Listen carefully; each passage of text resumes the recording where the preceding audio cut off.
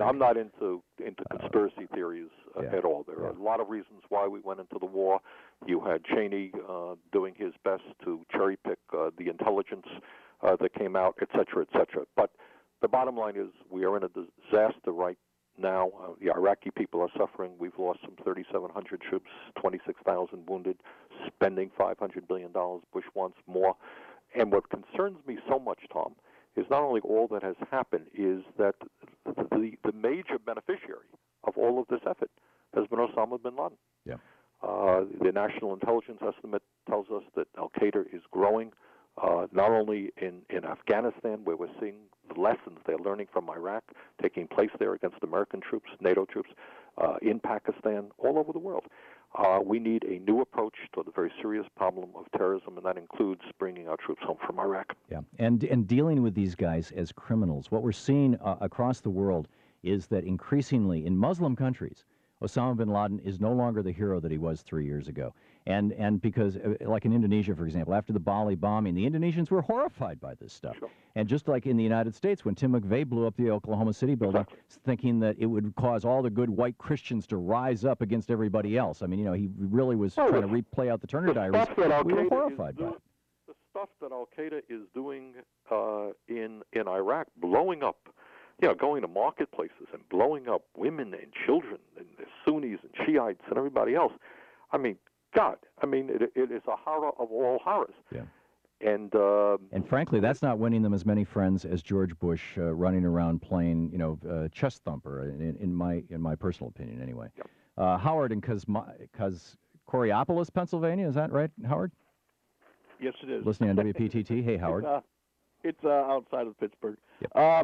I want to talk about subprime loans, and I'd like to say something and have Bernie respond to it.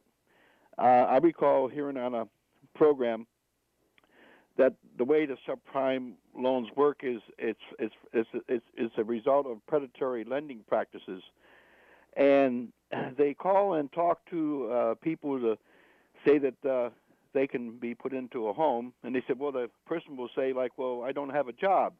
He said, well, it doesn't matter. We can make it look like you're employed. We'll make you a consultant. Consultant to who? Well, never mind that. We'll make you a consultant. That makes you employed. That way we can make you eligible for a loan. And then you can go out and get 2 or 3 families to live in that house. 1 minute. And somehow get the payment made. Now, that's fraud. And President Bush is in charge of the Justice Department, and the Justice Department, the FBI should be investigating that for fraud. Well, what do you say about that, Bernie? Well, I think that's absolutely correct, Howard. I think you're right. It is fraud. And the other thing that they're doing is starting off by charging people lower interest rates they can afford. And then these adjustable rates kick in, and the interest rates become very high. These people are foreclosed. So there is fraud involved, absolutely.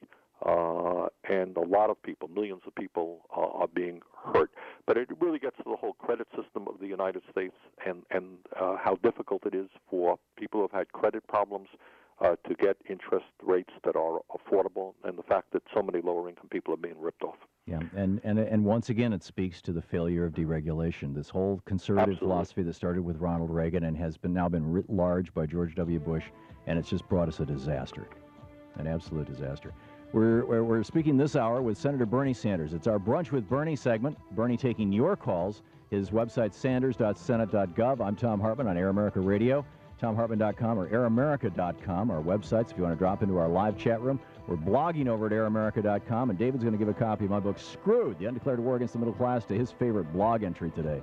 It's 45 minutes past the hour.